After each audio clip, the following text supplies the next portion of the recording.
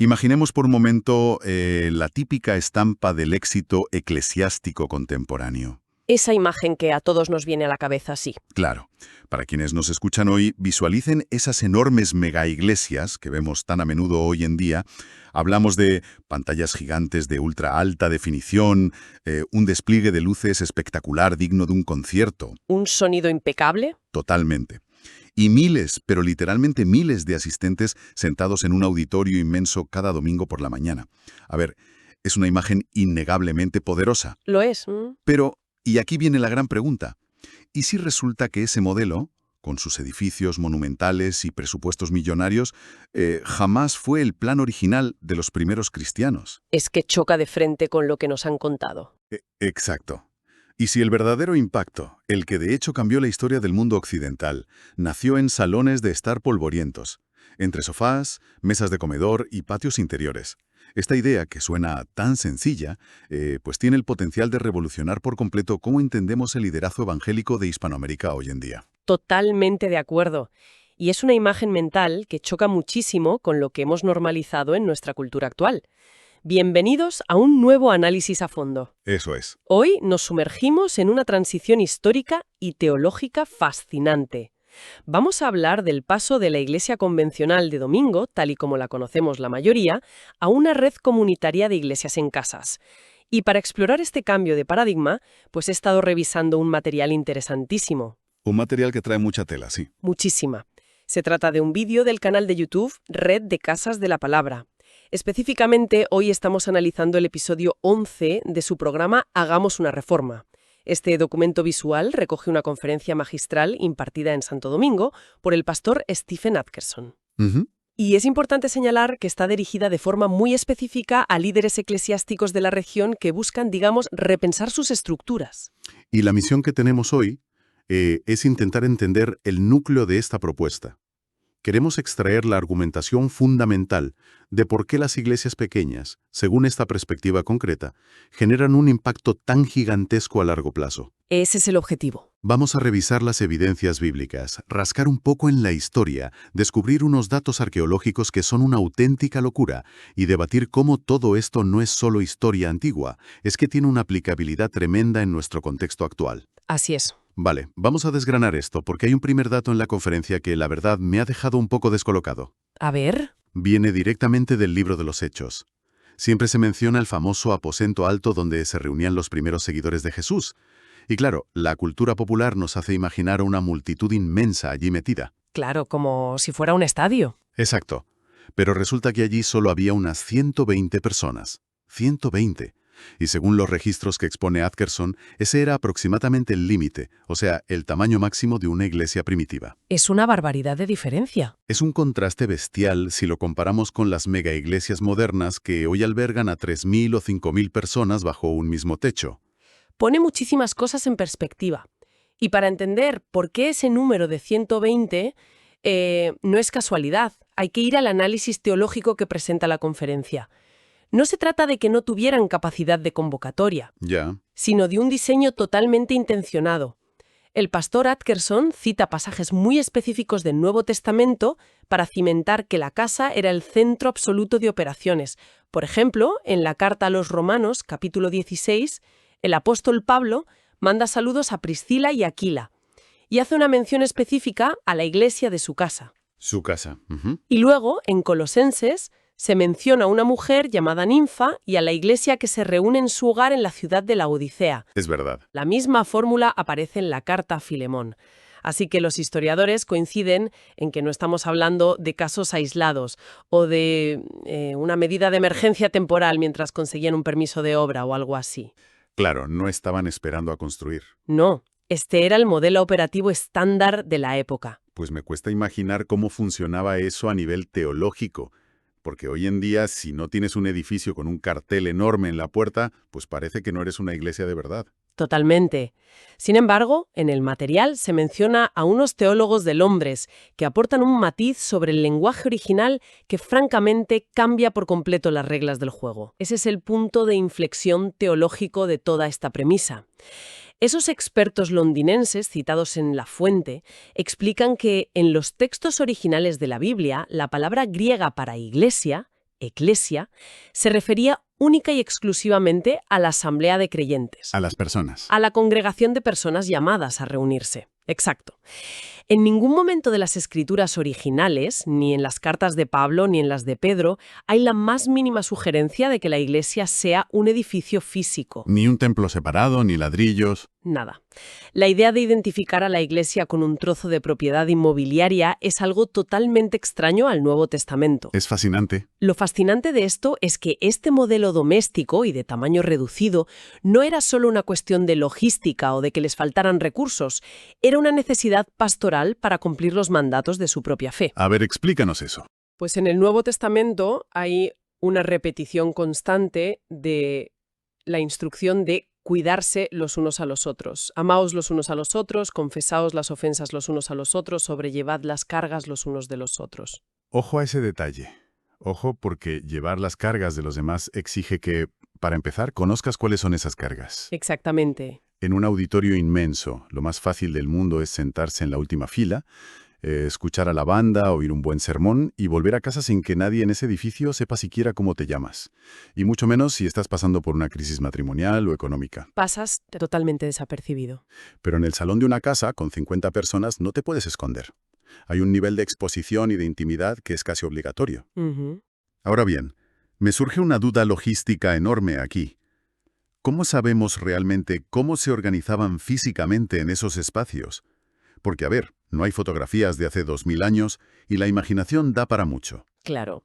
Y para responder a eso, la arqueología se convierte en la mejor máquina del tiempo que tenemos a nuestra disposición. Y aquí es donde la historia nos regala una cápsula del tiempo perfecta, aunque naciera de una tragedia inmensa. ¿Hablas del volcán? Sí, en el siglo I, la famosa erupción del volcán Vesubio, cerca de Roma, cubrió ciudades enteras como Pompeya y Herculano, con toneladas de ceniza. Y esa ceniza actuó como un conservante perfecto para las casas romanas de la época. Las selló al vacío, digamos. Las selló al vacío. Gracias a ese desastre natural, hoy los arqueólogos han podido desenterrar y caminar por esas mismas calles, permitiéndonos ver exactamente, sin tener que suponer o imaginar nada, cómo eran las casas donde operaban estas primeras iglesias. Aquí es donde la cosa se pone realmente interesante, porque la conferencia muestra reconstrucciones de estas villas romanas y el diseño es fascinante. No eran como los chalés o los pisos que tenemos hoy en día. Para nada. Cuéntanos cómo era caminar por una de estas casas en el siglo I. Era un diseño sumamente inteligente. Estaba orientado a la vida pública y privada simultáneamente. Empecemos por la fachada que daba a la calle. Vale. Según los planos que detalla el conferenciante, estas casas solían tener en la parte frontal unos espacios independientes dedicados a negocios, pequeñas tiendas o talleres, que los dueños de la villa alquilaban a terceros para generar ingresos. Eran locales comerciales. Exacto. Y justo entre esas tiendas había un pasillo estrecho que funcionaba como entrada principal y que daba acceso al interior del hogar. Y fíjate, al cruzar ese pasillo, no llegabas a un pasillito oscuro lleno de puertas, sino que entrabas a una zona espectacular llamada el atrio. El famoso atrio romano. Era un espacio central abierto. Tenía una abertura cuadrada en el techo para dejar entrar la luz natural y el aire fresco. Y justo debajo de esa abertura, en el suelo, había una especie de piscina pequeña y poco profunda, el impluvium, que estaba diseñada para recoger el agua de la lluvia y canalizarla hacia una cisterna subterránea, evitando así que se inundara la casa. Una ingeniería brillante. Totalmente. Pues en ese espacio del atrio, alrededor de la piscina, la fuente calcula que cabían cómodamente sentadas entre 30 y 40 personas. Esa era la sala de reuniones principal. Pero hay una curiosidad arquitectónica que me pareció de lo más ingeniosa. Estas casas no tenían ventanas en las paredes exteriores. Un mecanismo de seguridad indispensable en la Roma antigua. Claro. Efectivamente, se explica que no ponían ventanas en los muros laterales que daban a los callejones simplemente para evitar que entraran los ladrones. Toda la ventilación, la iluminación y la vida de la casa giraban en torno a esa abertura central en el techo del atrio. Qué curioso. Pero claro, si la congregación crecía y pasaba de 40 miembros, ¿qué hacían? Buena pregunta. Las casas de los ciudadanos más pudientes tenían la solución arquitectónica perfecta. Detrás de ese atrio central y del área del comedor había espacios aún más grandes. Habitualmente contaban con patios interiores, con columnas, conocidos como peristilos, o grandes jardines traseros. O sea, ¿había espacio de sobra? En esos espacios abiertos se podían reunir hasta 100 personas sin mayor problema. 100 personas en el patio trasero de una casa, celebrando un culto, compartiendo la comida, cantando. Es una imagen que tiene muchísima fuerza. La tiene. Pero claro, aquí es donde alguien que nos escucha hoy desde una gran ciudad en Hispanoamérica, pues podría pensar, bueno, todo esto suena muy poético para los romanos del siglo I. Ya, claro. Pero hoy en día la enorme mayoría de la gente vive en pisos de 60 o 70 metros cuadrados donde apenas cabe un sofá de 3 plazas. Imagina meter a 120 personas ahí, los vecinos llaman a la policía por el ruido en 5 minutos. Totalmente. Es una objeción totalmente válida y además muy práctica. De hecho, el propio pastor Atkerson aborda esta realidad en su conferencia. Menos mal. La aplicación de este modelo en nuestro contexto contemporáneo no significa que por pura terquedad la gente tenga que hacinarse y asfixiarse en el salón diminuto de un piso moderno. No se trata de imitar ciegamente la arquitectura del Imperio Romano. Sería absurdo. El énfasis real de esta enseñanza radica en recuperar el tamaño del grupo, mantener esa horquilla relacional de entre 50 y 100 personas y utilizar los espacios equivalentes que tengamos hoy de manera estratégica. O sea, adaptar el concepto. Eso es. En aquellos tiempos, los primeros cristianos que gozaban de mayores recursos económicos y tenían villas grandes, ponían sus hogares a disposición de la comunidad. Era una forma de servicio tangible. Hoy en día la lección es buscar o alquilar espacios de tamaño moderado, centros comunitarios, locales pequeños o casas de miembros con jardines amplios que permitan mantener esa escala humana. La clave es la intimidad relacional, no rechazar la comodidad moderna. Rescatar la función, no obsesionarse con la forma. Exactamente. Me parece una distinción brillante. Y si la arquitectura nos da pistas de cómo lo hacían, la línea temporal histórica nos da un golpe de realidad tremendo sobre cuánto tiempo lo hicieron así. Es que este dato es revelador. Ojo a este dato histórico que exponen en la conferencia porque rompe muchos esquemas. Desde el momento de la crucifixión de Jesús pasaron más de 300 años, repito, más de 3 siglos enteros, hasta que se construyó el primer templo o edificio separado y de uso exclusivo para reunir a la iglesia. Es muchísimo tiempo. 300 años. Es como si desde principios del siglo XVIII hasta el día de hoy, todo un movimiento global no hubiera construido ni un solo edificio para congregarse. Cuesta imaginarlo hoy en día. Es que durante todo ese tiempo, toda la expansión del cristianismo por el imperio, su supervivencia a las plagas, a las persecuciones, todo ocurría exclusivamente de puerta para adentro, en los hogares. Es un periodo de tiempo colosal que solemos pasar por alto. Y las evidencias arqueológicas de esa época de iglesias funcionando de forma clandestina o discreta en hogares son sencillamente asombrosas. Cuéntanos sobre eso. Pues el material de la Fuente detalla descubrimientos fascinantes en distintas partes de la geografía del antiguo imperio. Por ejemplo, hace hincapié en una villa romana descubierta en Inglaterra. En Inglaterra, fíjate. Sí, allí, durante unas excavaciones, los arqueólogos encontraron símbolos cristianos ocultos y pintados en las paredes, que confirmaban el uso de esa casa familiar como iglesia durante siglos. ¡Qué fuerte! Encontraron pintadas las letras griegas alfa y omega, simbolizando que Dios es el principio y el fin. También hallaron el símbolo Chi-Rho, que es un monograma formado por las 2 primeras letras de la palabra Cristo en griego. Pero el hallazgo más revelador fueron unos frescos de cristianos del primer siglo en actitud de oración. Y esa parte es fascinante porque rompe nuestra imagen mental tradicional de cómo rezaban, ¿verdad? Totalmente. No estaban pintados con la cabeza inclinada, de rodillas y con los ojos fuertemente cerrados, que es la postura de piedad que solemos imaginar hoy. Claro. Estaban pintados de pie, mirando al frente, con los ojos abiertos y las manos alzadas hacia el cielo en lo que se conoce como la postura orante. Es una actitud de adoración vibrante, de expectación y de libertad, pintada en las paredes de un sótano en la antigua Britania. Imagina ser el arqueólogo que limpia el polvo y se encuentra con eso de repente. Piel de gallina.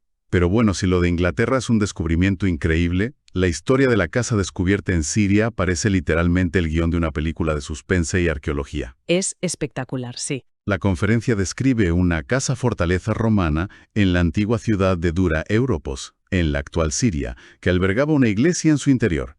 Y sobrevivió hasta nuestros días por un motivo loquísimo y completamente irónico. Es que la historia es de película. Resulta que, En el siglo III, la ciudad estaba sufriendo un asedio brutal por parte de los ejércitos iraníes, el imperio sasánida. Y para reforzar los muros defensivos de la ciudad ante el inminente ataque, los soldados romanos tomaron la decisión desesperada de tapiar literalmente los edificios colindantes a la muralla, incluyendo esta casa-iglesia. Los sacrificaron, vaya. La rellenaron de arriba a abajo con toneladas de tierra, escombros y piedras, para que formara parte de un grueso muro de contención. Y al hacer eso, para intentar ganar una batalla, la preservaron intacta bajo tierra durante casi 2000 milenios. Es como si la hubieran metido en una bóveda acorazada a prueba del paso del tiempo. Es una ironía histórica maravillosa. Un acto de desesperación bélica que, sin pretenderlo, salvó un tesoro incalculable de paz para la posteridad. Totalmente. Y lo que los excavadores descubrieron cuando lograron vaciar esa casa tapiada en Siria nos muestra con lujo de detalles cómo estas comunidades adaptaban sus espacios domésticos para el culto. No se limitaban a mover 2 sillas, hacían verdaderas remodelaciones con un propósito teológico. Reformas en toda regla. Sí, sí. La fuente explica que los miembros de esta casa tomaron el impluvium, esa piscina del atrio que recogía el agua de lluvia, y la rellenaron por completo con argamasa, cemento y cerámica. Madre mía. ¿Y el motivo? Pues necesitaban ganar superficie plana y transitable en el centro de la casa para que más personas pudieran sentarse juntas, muy probablemente en el espacio central donde celebraban los agapes y la Santa Cena. Literalmente sacrificaron la comodidad de tener un sistema de agua en casa para hacerle hueco a más hermanos. Exactamente. Pero la remodelación no quedó ahí. Tiraron abajo los gruesos tabiques de las habitaciones traseras para unificar estancias y crear un único espacio mucho más grande. ¡Qué nivel de compromiso! Y en un extremo de ese nuevo gran salón, construyeron una plataforma de piedra que funcionaba como un púlpito primitivo para las enseñanzas. E incluso en otra habitación lateral, construyeron un baptisterio completo, con una pila bautismal bajo un dosel dentro de la propia estructura de la casa para iniciar a los nuevos miembros de la fe. Hacían reformas integrales dignas de un programa de televisión, tirando muros de carga si hacía falta para que cupiera la comunidad. Y por si todo esto fuera poco, en las paredes de esta casa en Siria se encontró el arte cristiano más antiguo que existe documentado en el mundo. Eso es lo más impactante. Frescos impresionantes de Jesús sanando a los enfermos, una pintura espectacular que retrata a Jesús caminando sobre el agua y extendiendo la mano a Pedro, representaciones clásicas del buen pastor cargando a la oveja herida sobre sus hombros y la emotiva imagen de las mujeres llegando a la tumba vacía en la madrugada. Las representaciones visuales más antiguas de la fe cristiana, el germen del arte sacro, no estaban en una catedral de mármol. No. Estaban en el salón reformado de una casa particular en medio del desierto sirio. Esto plantea una pregunta importante para cualquiera que analice el desarrollo sociológico y organizativo de los grandes movimientos. ¿Cómo es posible que un entorno de pura precariedad, marcado a menudo por la persecución esporádica, la falta de recursos y la necesidad de discreción durante esos primeros 3 siglos, lograra forjar una comunidad tan inmensamente unida, resiliente y expansiva? Es la gran paradoja. La falta de un edificio oficial e institucional no los debilitó en absoluto. Al contrario, los obligó a incrustar su fe y sus prácticas en el barro de la vida cotidiana de sus hogares, convirtiendo algo tan básico como la hospitalidad y la mesa compartida en su herramienta más poderosa de resistencia cultural y de expansión demográfica. Pero a ver, pongámonos en la piel de un líder actual, porque esto nos lleva directamente al debate estratégico central de este análisis. El núcleo de la cuestión. Un debate que, como decíamos al principio, tiene implicaciones directísimas para el liderazgo evangélico en Hispanoamérica hoy en día, porque la gran pregunta, el dilema logístico de todo esto es el siguiente. Si este modelo casero de 50 a 100 personas era el original y el más efectivo para mantener relaciones profundas y genuinas, ¿qué hacían cuando la cosa funcionaba? Claro, el crecimiento es natural. Si tienes una comunidad sana, inevitablemente va a crecer.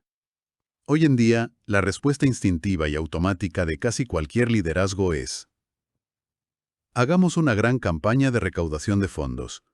Compremos un terreno a las afueras de la ciudad, contratemos un arquitecto y construyamos un templo el doble de grande para meter a todos. Si conectamos esto con el panorama general, vemos un choque frontal de paradigmas organizativos entre la mentalidad antigua y la estrategia moderna de crecimiento. Sí.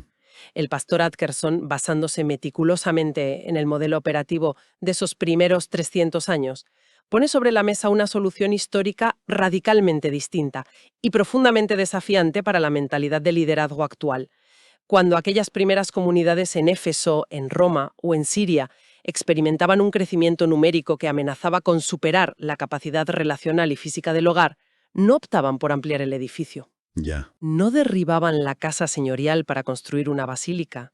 Lo que hacían era enviar a un equipo de líderes probados a plantar una segunda iglesia en otra casa del vecindario.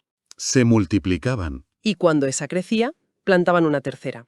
Su métrica fundamental de éxito no era la acumulación y concentración de masas en un solo punto geográfico, sino la multiplicación celular y la dispersión estratégica por toda la ciudad. Multiplicación celular en lugar de simple adición matemática. Es un cambiar el chip gigantesco. En lugar de hacer una tarta cada vez más y más grande, decides hacer muchas tartas pequeñas y repartirlas por todo el barrio. Exactamente, esa es la imagen. Pero claro, esto requiere un nivel de madurez brutal, porque significa que la gente tiene que estar dispuesta a despedirse de sus amigos para ir a fundar un nuevo grupo, y requiere tener siempre líderes preparados para asumir esa responsabilidad. No es el camino fácil, desde luego. Y la conexión práctica que hace la conferencia aquí es muy contundente. El argumento central es que una congregación debe caminar por una línea muy fina. Debe ser lo suficientemente grande a nivel numérico como para poder sostener, financiera y espiritualmente, a un equipo de líderes o pastores dedicados.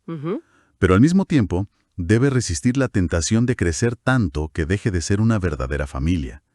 Debe mantenerse como un entorno altamente relacional donde esos mandatos bíblicos de cuidarse y confesarse los unos a los otros sigan siendo viables y reales en el día a día, y no solo un eslogan bonito en una pantalla gigante. Y en este punto de la conversación es vital que hagamos una pausa para mantener la objetividad del análisis. Por supuesto. Es importante dejar muy claro para nuestra audiencia que esta es la postura teológica y estructural que defiende el conferenciante y el canal que sirve de fuente para nuestro análisis de hoy. Ellos exponen con mucha pasión los enormes beneficios pastorales, relacionales e históricos de volver a este modelo primitivo de red de casas. Nosotros solo estamos analizando el mensaje. Exacto.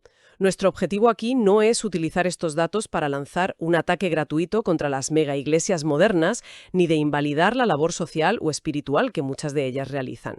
Simplemente estamos actuando como transmisores imparciales. Claro. Exponiendo el argumento teológico e histórico tal y como se relata en la fuente original, que el diseño a pequeña escala facilitaba una red de relaciones íntimas, de cuidado mutuo y de conocimiento profundo, que, por una simple cuestión de matemáticas sociales, las grandes multitudes complican o directamente imposibilitan. Queda clarísimo el enfoque, poner los datos sobre la mesa para que cada cual saque sus propias conclusiones. Entonces, ¿qué significa todo esto? Si damos un paso atrás y juntamos todas las piezas del rompecabezas que hemos estado explorando hoy. Es un puzzle enorme. Hemos visto cómo la historia, con ese vacío de 3 siglos sin construir templos oficiales, la arqueología, con esos descubrimientos alucinantes de casas adaptadas y tapiadas en Siria, en los fríos sótanos de Inglaterra y bajo las sofocantes cenizas en Roma, y la propia teología, recordando el verdadero significado de la palabra asamblea. Cómo todo este torrente de información se une en nuestras fuentes para desafiar de frente la idea moderna de lo que constituye el éxito eclesiástico. Un éxito que hoy en día, lamentablemente, suele medirse casi en exclusiva por los metros cuadrados del edificio, el presupuesto anual o el número de sillas ocupadas, en lugar de medir la profundidad y la sanidad de las relaciones humanas que ocurren dentro. Y la gran pregunta que debemos hacernos es ¿por qué debería importarle todo este recorrido histórico a quienes nos escuchan, independientemente de su trasfondo de fe o de su profesión? ¿Por qué crees tú? Porque los principios subyacentes a este modelo antiguo trascienden lo puramente religioso. Nos invita a pasar por el escáner nuestras propias estructuras en el siglo XXI, ya sean grandes corporaciones empresariales, iniciativas de barrio, ONGs o, por supuesto, espacios espirituales. Es una revisión general. Sí. Están las estructuras y los sistemas que construimos hoy en día facilitando verdaderas conexiones humanas, creando redes de apoyo real donde la gente se conoce por su nombre y se cuida en los momentos de crisis, o simplemente estamos creando contenedores altamente eficientes y estéticos para albergar multitudes anónimas y solitarias. Es, en el fondo, la eterna reflexión sobre primar la calidad de las relaciones frente a la cantidad de las interacciones. Una reflexión que te deja pensando un buen rato. Desde luego que sí. Y para poner el broche final a este análisis a fondo, hay un detalle emocional de la fuente que me parece el ancla perfecta para dejar resonando en la mente. El vídeo original del que partimos termina con una canción muy intensa titulada Iglesia despierta. Precioso cierre, por cierto. Sí, la letra de esta canción no habla de construir mejores catedrales, sino que expresa un anhelo muy profundo por recuperar una comunidad que baje al barro, una comunidad que sane activamente al herido, que rompa cadenas de soledad y que brinde una esperanza tangible a las personas angustiadas a su alrededor. Ujú. Y esto me lleva a un último pensamiento provocador, algo que no hemos tocado directamente, pero que se desprende de todo esto para que lo mastiquen durante el resto del día. Hemos hablado de cómo aquellos primeros cristianos de Siria literalmente derrumbaron a martillazos los muros físicos del interior de sus propias casas, Destrozando tabiques. renunciando a su privacidad y rellenando piscinas, solo para hacer el espacio físico necesario para acoger a su comunidad. Una entrega absoluta y literal de su propio espacio vital por el bien del otro. Así es. Por lo tanto, la pregunta que me gustaría dejar flotando en el aire es esta. Hoy en día, en un mundo que está más hiperconectado digitalmente que nunca, pero que sufre una epidemia de soledad abrumadora, ¿qué muros metafóricos, qué barreras personales, de comodidad, de ego, de estatus o de estructura necesitamos empezar a derribar en nuestras propias vidas y organizaciones para volver a ser una verdadera familia? Es una reflexión potente. ¿Qué tabiques internos debemos tirar abajo para crear una comunidad que realmente sane, escuche y acoja al otro en la imperfecta cercanía del día a día? Es una pregunta excelente que captura y resume a la perfección el tremendo desafío de volver la mirada a los orígenes. Ha sido un recorrido histórico, arqueológico y profundamente reflexivo, verdaderamente estimulante. Sin ninguna duda, muchísimas gracias a toda nuestra audiencia por acompañarnos en esta travesía inmersiva por el tiempo y el espacio, viajando desde los luminosos salones romanos hasta los despachos de los liderazgos modernos en Hispanoamérica. Ha sido un placer. Les invitamos a que sigan buscando esos pequeños momentos de descubrimiento en su día a día y a tener la valentía de cuestionar siempre las estructuras y las formas que damos por sentadas. Nos encontraremos muy pronto con más fuentes y más preguntas en el próximo análisis a fondo. Hasta la próxima.